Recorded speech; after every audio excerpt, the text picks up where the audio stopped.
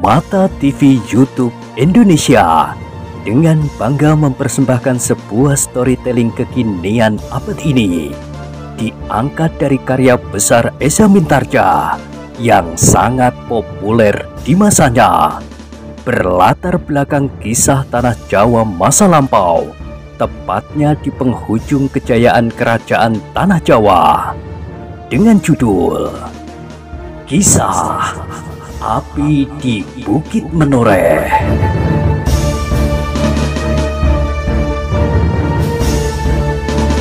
Pada kesempatan yang sangat baik ini, kita masuk pada episode yang ke-443. Selamat menikmati.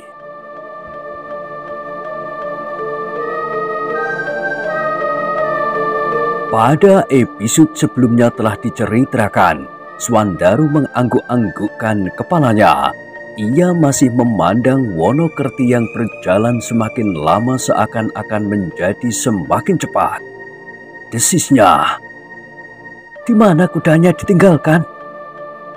"Tentu agak jauh, tetapi biarlah, kita sekarang menemui guru." Keduanya pun kemudian segera kembali ke Kademangan. Yang pertama-tama mereka beritahu tentang kehadiran Wonokerti adalah Kiai Gringsing dan Ki Sumangkar. Sambil mengangguk-anggukkan kepalanya, Kiai Gringsing kemudian berkata, "Ternyata ketegangan yang ada antara Mataram dan Pajang semakin lama semakin meningkat. Meskipun masih belum sampai pada tingkat yang mengkhawatirkan, tetapi agaknya Mataram pun selalu bercuriga seperti juga para prajurit di Pajang. Setiap orang membuat terjemahan sendiri mengenai keadaan yang berkembang," sahut Agung Sedayu. Kiai Gringsing mengangguk-anggukkan kepalanya dan Ki Sumangkar pun berkata, "Mungkin sekedar suatu sikap berhati-hati." "Iya," berkata Swandaru, "tetapi agak berlebih-lebihan." Kedua orang tua itu mengangguk-anggukkan kepalanya. Mereka memang membayangkan hubungan batin yang semakin renggang telah terjadi antara Sultan Pajang dengan putra angkatnya, Raden Sutowijoyo. Keduanya tidak dapat menemukan jalan yang menghindarkan mereka dari ketegangan itu.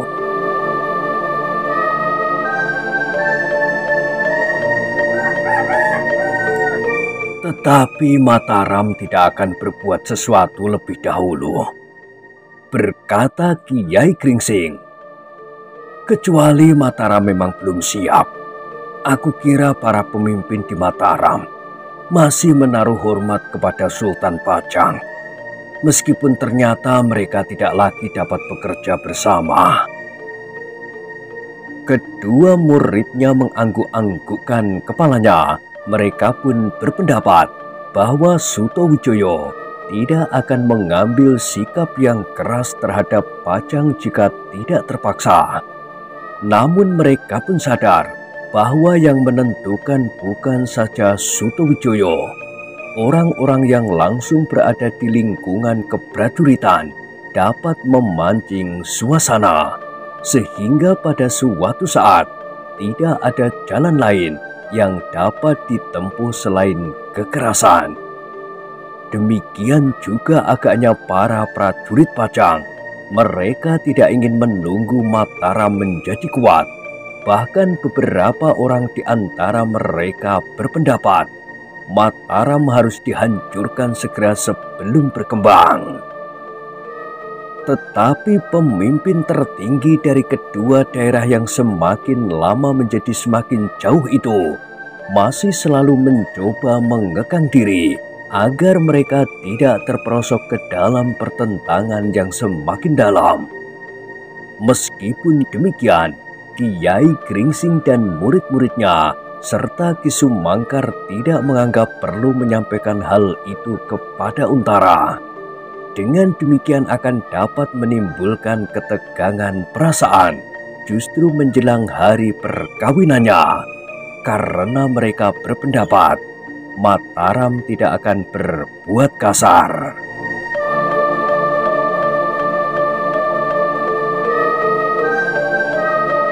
Namun demikian, memang mungkin sekali ada orang yang berusaha memancing di air keruh atau sengaja menimbulkan kesan tentang hubungan yang semakin jelek antara Pajang dan Mataram.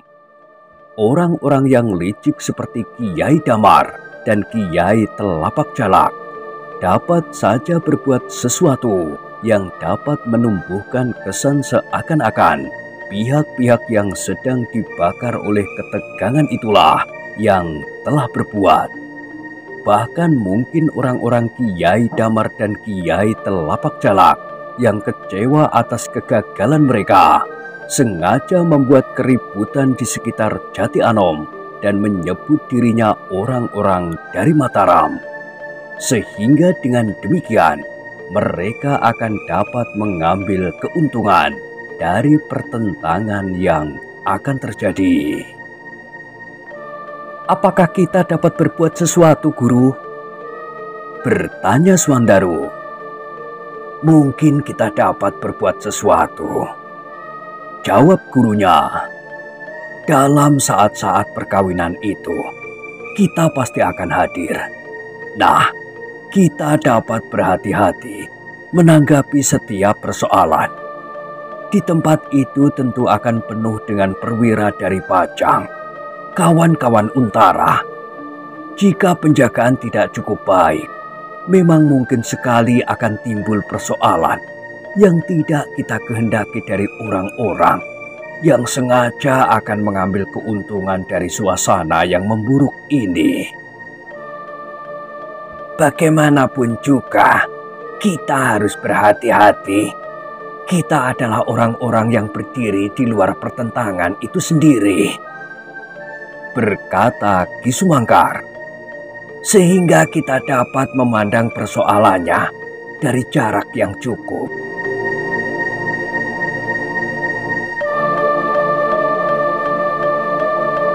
Kedua murid Kiai Gringsing itu mengangguk-angguk. Mereka mengerti apa yang sebaiknya mereka lakukan, dan mereka pun telah menyediakan diri untuk melihat setiap kemungkinan yang tidak diharapkan selama perkawinan Senopati Pajang yang berkuasa di daerah selatan ini berlangsung. Apalagi di dalam kemelutnya ketegangan yang semakin memuncak. Demikianlah, semakin dekat dengan hari-hari perkawinan, Widura yang akan menjadi orang tua Untara menjadi semakin sibuk. Rumahnya menjadi semakin ramai oleh orang-orang yang mulai menyiapkan segala sesuatu. Dari rumah itulah Untara akan berangkat ke rumah mempelai perempuan beberapa hari sebelum hari perkawinan. Dan pada hari yang kelima, di rumah Widura itulah akan diselenggarakan upacara menerima sepasang pengantin itu oleh orang tua pengantin laki-laki yang akan dilakukan oleh Widura.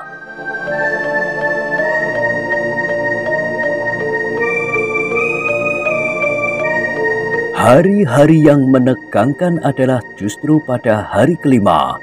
Pada hari upacara sepasaran dan menjemput pengantin itulah kemungkinan-kemungkinan dapat terjadi, karena justru rumah Untara di Jati Anom sedang mempelai perempuan Putri Ronggo Parasto berada jauh di belakang garis tegang antara Pajang dan Mataram, karena Ronggo Parasto tinggal di Pengging. Tetapi Ronggo Parasto sendiri jarang sekali berada di rumahnya. Ia hampir selalu berada di Pajang pula, karena setiap saat ia diperlukan oleh pimpinan tertinggi pemerintahan di Pajang. Demikianlah, maka menjelang keberangkatan Untara ke Pengging, beberapa hari menjelang hari perkawinan itu, Agung Sedayu sudah berada di Jati Anom Sebagai seorang saudara muda, ia ikut sibuk menyiapkan segala sesuatu yang diperlukan. Bahkan Swandaru pun ternyata bersedia tinggal bersamanya di rumah Widura untuk mengawaninya. "Kenapa kau tidak tinggal di rumahmu sendiri?" bertanya Swandaru. "Bukankah rumahmu cukup besar? Bahkan seandainya Kakang Untara merayakan perkawinannya di rumahnya itu pun, agaknya pantas juga, karena rumah itu cukup baik." "Rumah itu kini dipergunakan untuk kepentingan prajurit Pajang. Apalagi Paman Widura yang mewakili ayah dan ibu minta Kakang Untara tinggal di sini. Agaknya Paman Widura ingin sekali-sekali menyelenggarakan perhelatan karena anak-anaknya sendiri masih terlalu muda untuk kawin."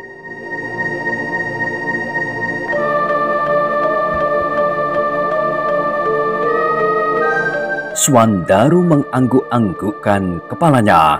Ia dapat mengerti bahwa Untara, seorang senopati besar dari Pajang itu, pasti akan merelakan rumahnya untuk kepentingan para prajurit, meskipun ia sendiri membutuhkannya. "Jadi, bagaimana dengan kau kelak?" Tiba-tiba Swandaru bertanya. "Bagaimana dengan aku?" "Iya, jika kau kawin kelak dan rumah itu masih saja ditempati para prajurit, mereka tidak akan tinggal di rumah itu untuk selamanya. Aku juga tidak tahu di mana Kakang Untara akan tinggal setelah ia kawin. Apakah ia akan tinggal bersama-sama dengan para perwira itu, atau ia akan tinggal bersama Paman Widura?" Swandaru mengangguk-anggukkan kepalanya, tetapi ia tidak bertanya lagi. Pada itu, rumah Widura menjadi semakin sibuk. Untara sudah meninggalkan rumahnya sendiri yang dihuni oleh para perwira dan tinggal bersama Widura. Tugasnya sehari-hari telah diserahkannya kepada perwira yang tertua kedudukan dan umurnya. Tetapi hal-hal yang penting masih tetap di tangannya sendiri. "Kau harus sudah mulai mengurangi makan dan minum." Guru Swandaru yang juga tinggal bersama Agung Sedayu di rumah Widura menjelang hari perkawinan itu. Untara tertawa, jawabnya, "Aku harus makan dan minum lebih banyak lagi, supaya aku kelihatan agak gemuk. Kalau kau kelak kawin, maka setahun sebelumnya kau harus sudah mengurangi makan dan minum, supaya kau sedikit ramping karenanya." Keduanya tertawa. Agung Sedayu yang ada di antara mereka pun tertawa pula. Namun di dalam hati Agung Sedayu melihat perubahan, meskipun perlahan-lahan, pada diri kakaknya. Sebelum kakaknya berbicara tentang kawin, wajahnya selalu bersungguh-sungguh dan hampir tidak pernah tersenyum, apalagi tertawa. Tetapi kini ia sudah dapat bergurau.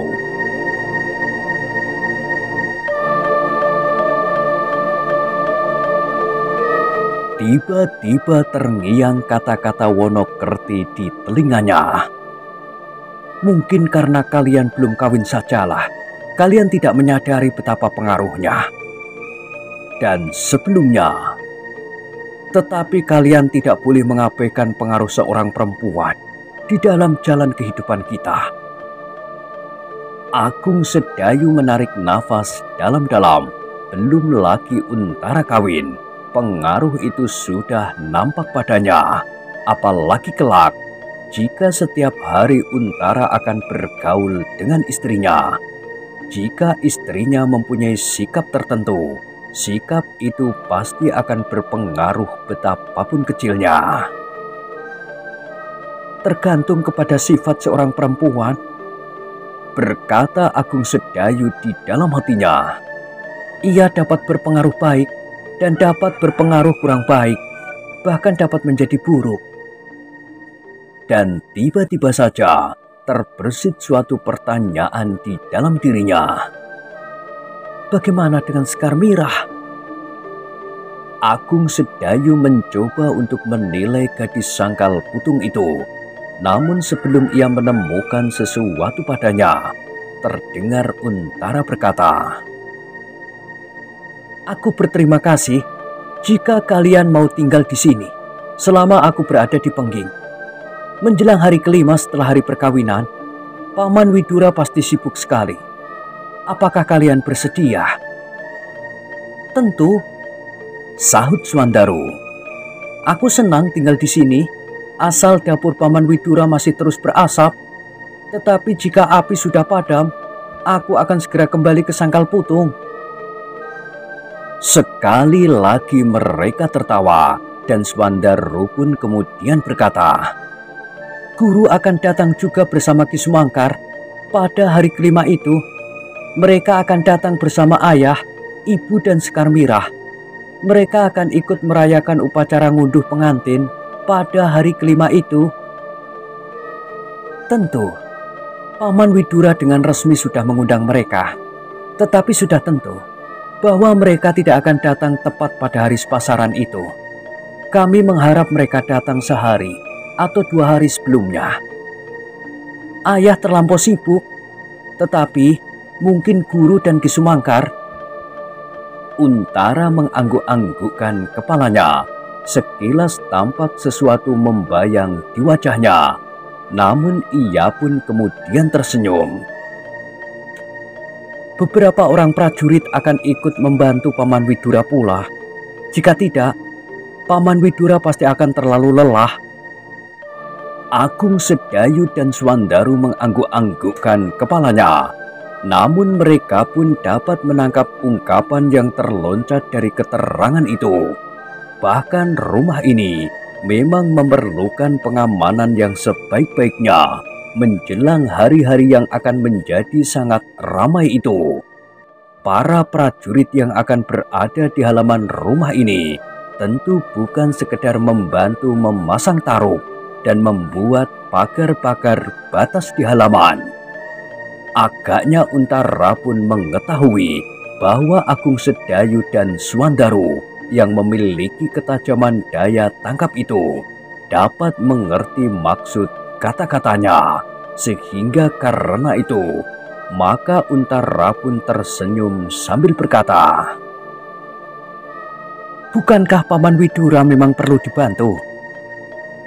Ya, sahut Agung Sedayu. "Paman Widura memang perlu dibantu oleh para prajurit, meskipun anak-anak muda Jati Anom cukup banyak yang pandai memasang taruk." Untara tertawa.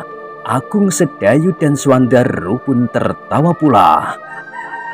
"Itulah sulitnya," berkata Untara kemudian. "Sebenarnya aku lebih senang hidup dalam suasana yang wajar.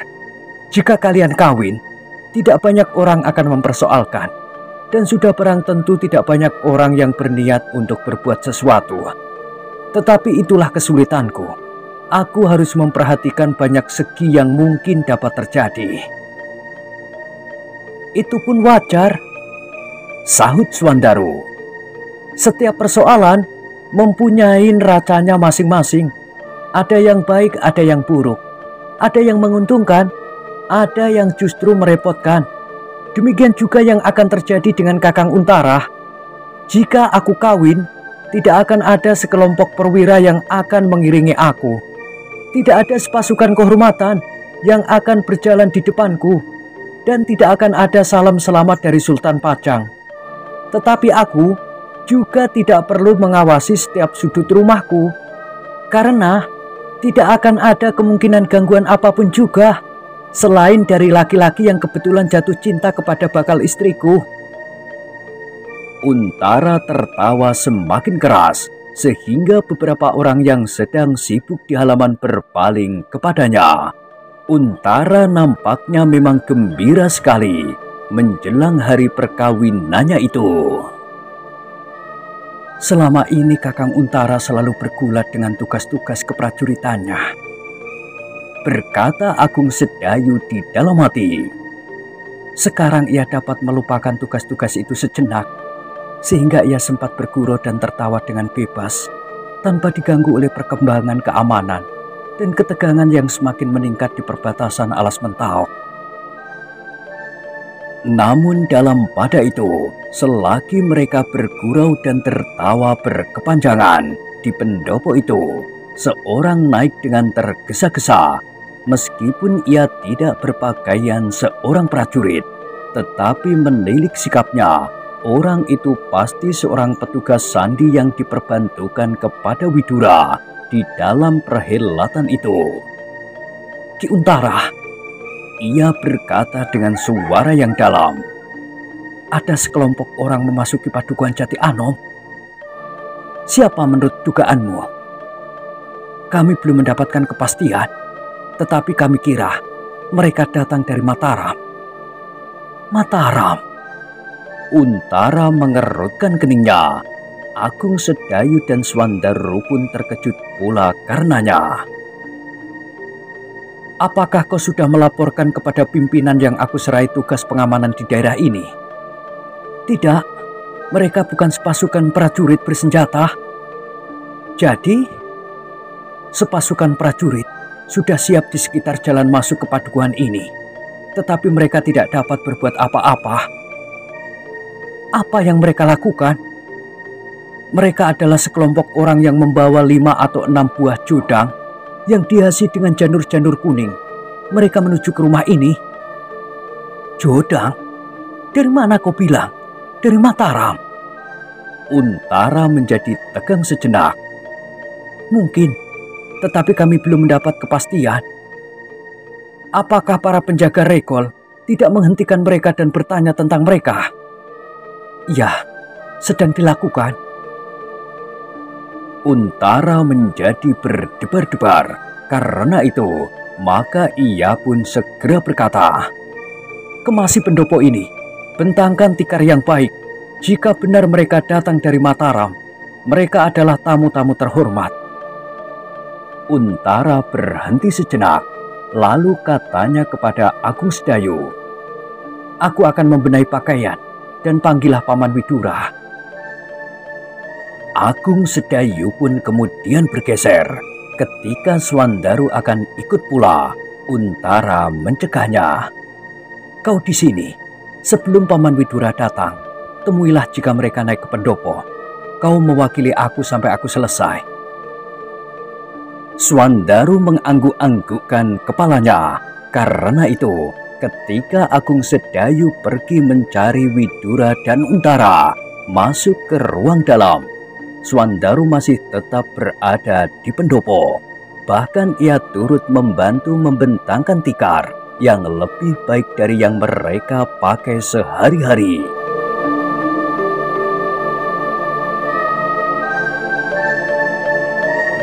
Sejenak kemudian orang-orang yang tinggal di sebelah menyebelah yang dilalui oleh iring-iringan itu pun saling berdesakan di pinggir jalan yang menghubungkan jalan-jalan padukuhan di Kadembangan Jati Anom. Orang-orang dari Banyu Asri pun dengan terheran-heran melihat sekelompok orang-orang dalam pakaian kebesaran dan kelengkapan yang sangat baik, membawa beberapa buah jodang yang dihias sebaik-baiknya pula dengan janur kuning dan kain berwarna. Tentu hadiah dari Sultan Pajang untuk Untara, desis seseorang. Anak kisah dewa itu ternyata bernasib baik.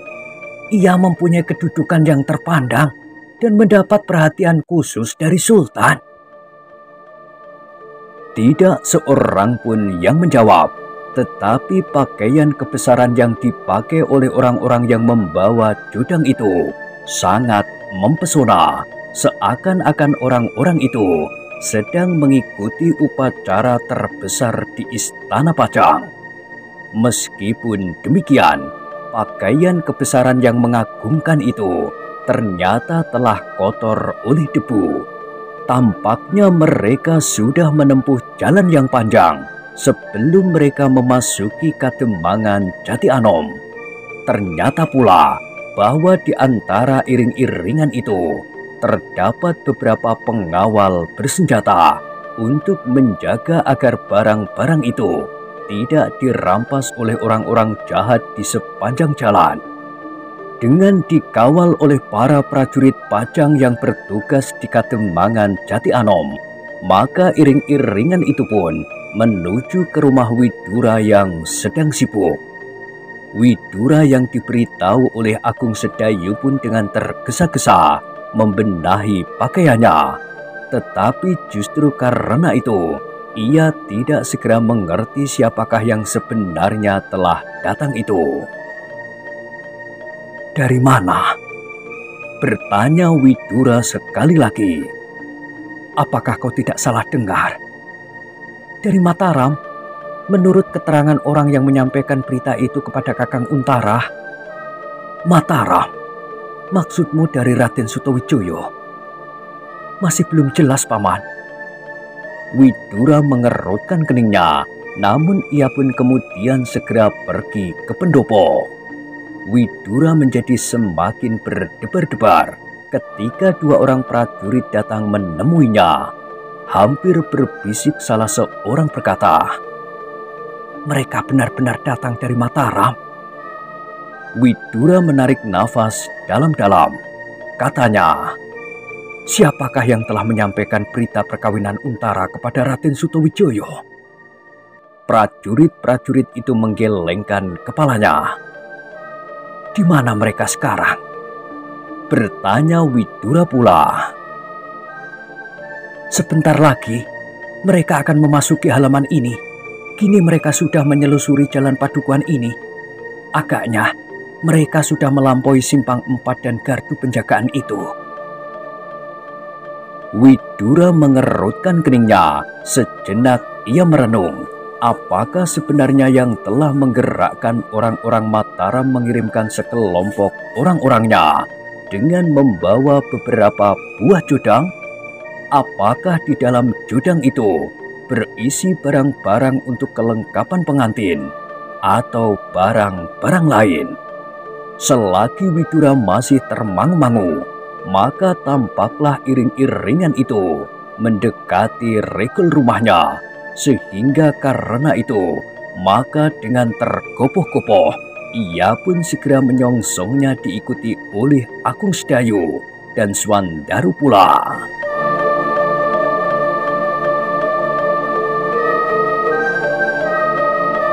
Widura terperanjat ketika ia memandang wajah orang yang berjalan di paling depan sambil tersenyum kepadanya. Orang itu dikenalnya benar-benar. Ia adalah kawan di dalam perjuangan menegakkan Pajang selagi Demak mulai runtuh. "Ki Lurah Beranjangan!" Tanpa sesadarnya ia berdesis. Orang yang dipanggilnya Ki Lurah Beranjangan itu tertawa. Katanya, "Hahaha, kau masih ingat kepadaku, Kakang Widura? Memang para prajurit waktu itu memanggil aku Beranjangan." "Tentu, aku tidak akan lupa kepadamu." Orang itu masih tertawa. Katanya, "Hehehe, aku masih tetap tidak dapat berkembang. Pendek, kecil dan seperti ini, Kakang. Tetapi kau benar-benar seekor burung beranjangan, lincah, dan lebih dari itu tidak terkendali." Ki Lurah Beranjangan dan mereka yang mendengarnya tertawa. Agung Sedayu dan Swandaru pun tersenyum pula. "Marilah, marilah." Baru Widura sadar bahwa ia harus mempersilahkan tamunya. Tamunya tertawa pula. Katanya, "Aku kira kau akan menerima aku di halaman. Marilah, silakan." Lalu dipersilahkannya pula para pengiringnya. "Marilah Kisanak, silahkan naik ke pendopo."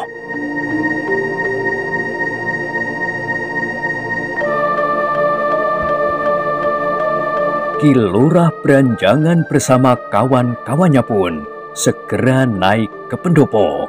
Beberapa orang prajurit Pajang yang mengawal mereka dari ujung Kademangan segera memencar dan duduk di halaman. di bawah rimbunya pepohonan. Mereka yang naik ke pendopo itu pun segera dipersilahkan duduk setelah mereka meletakkan judang-judang yang mereka bawa dihiasi dengan kain beraneka warna dan ditutup pula dengan kain lurik berwarna cerah. Setelah mereka duduk melingkar di atas tikar yang putih yang baru saja dibentangkan di pendopo itu, maka Widura segera bertanya tentang keselamatan perjalanan mereka. "Perjalanan yang melelahkan," jawab Ki Lurah Beranjangan. "Tetapi kami semuanya selamat. Kedatangan kalian sangat mengejutkan. Apalagi aku mendengar keterangan bahwa kalian datang dari Mataram, bukan dari Pajang." Ki Lurah Beranjangan mengerutkan keningnya, namun kemudian ia berkata, "Iya, aku memang datang dari Mataram." Aku menjadi lebih terkejut lagi bahwa yang memimpin iring-iringan dari Mataram itu adalah kau, Ki Lurah Beranjangan. "Oh, kenapa kau terkejut?" Widura tidak segera menyahut.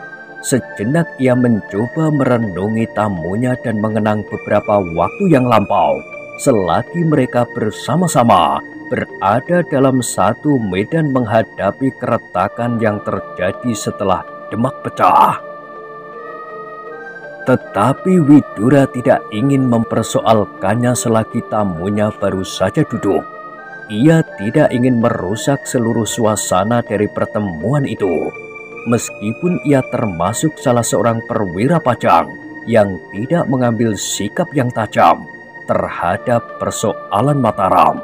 Karena itu, maka Widura itu pun berkata, "Ah, baiklah, kita tidak berbicara tentang kau, tetapi aku ingin berbicara tentang judang-judang itu."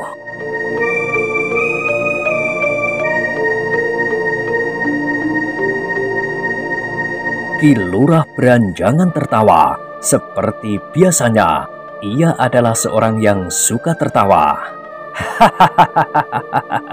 "Aku mendapat perintah dari Raden Sutawijaya untuk membawa judang-judang itu kemari.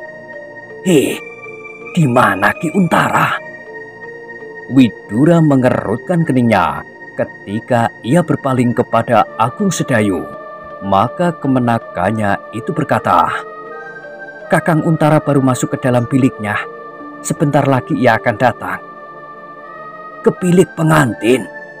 Ki Lurah Beranjangan tertawa.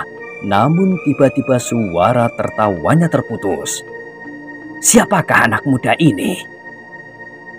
"Kemenakanku, adik Untara, dan yang seorang adalah sahabatnya, putra Ki Demang di Sangkal Putung." Ki Lurah Beranjangan memandang Agung Sedayu dan Swandaru berganti-ganti.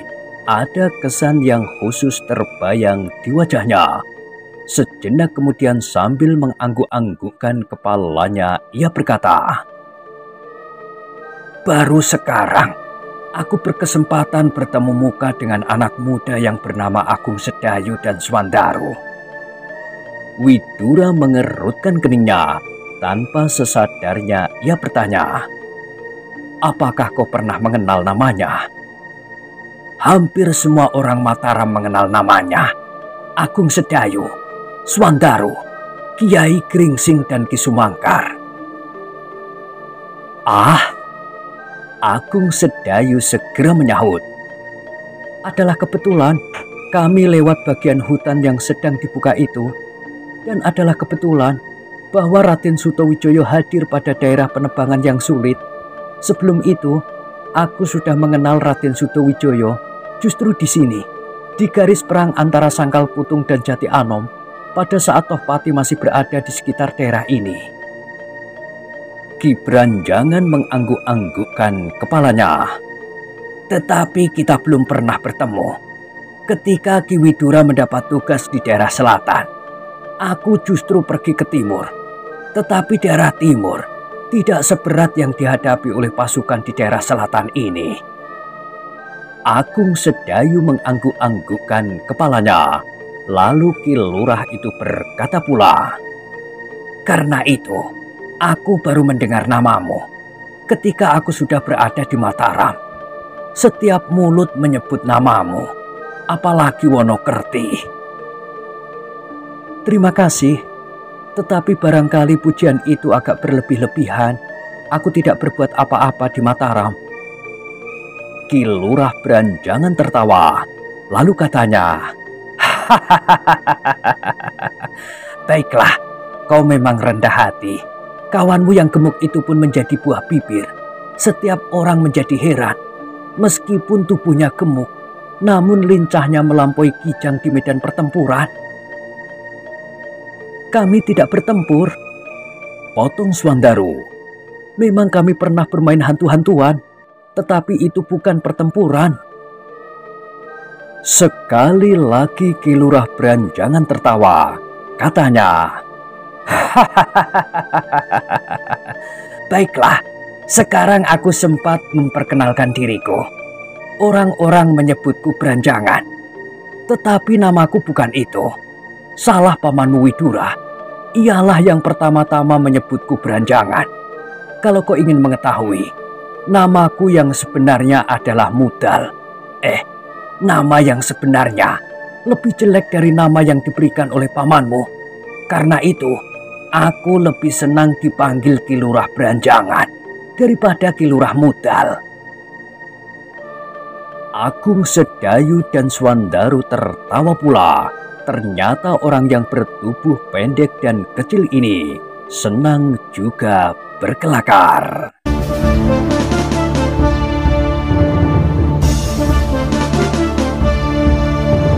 Nah, bagaimanakah kisah selanjutnya? Silahkan ikuti terus kisah Api di Bukit Menoreh pada episode berikutnya. Sampai jumpa.